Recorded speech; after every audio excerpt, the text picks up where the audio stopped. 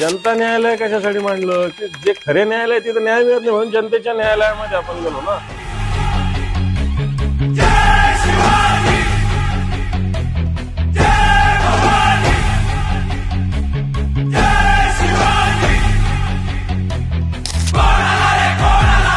आणि म्हणून एका हिशोबाने न्याय मिळत नाही त्याच कारणाखाली आवाज काढून न्याय मिळवावा लागतो हे शिवसैनिकाला माहिती आहे. म्हणून मला फक्त आम्ही जनतेच्या न्यायालयात जातो.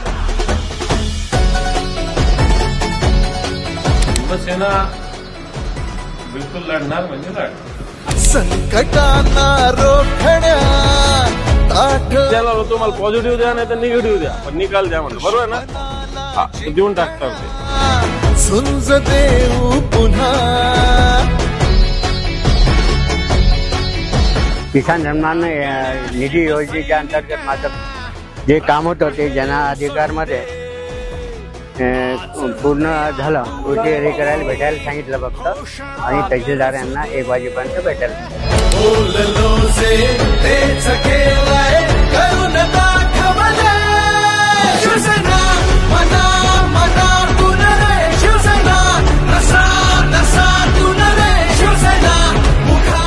मला तुमचा अर्ज पाहिजे आणि डॉक्टरांचं पत्र पाहिजे.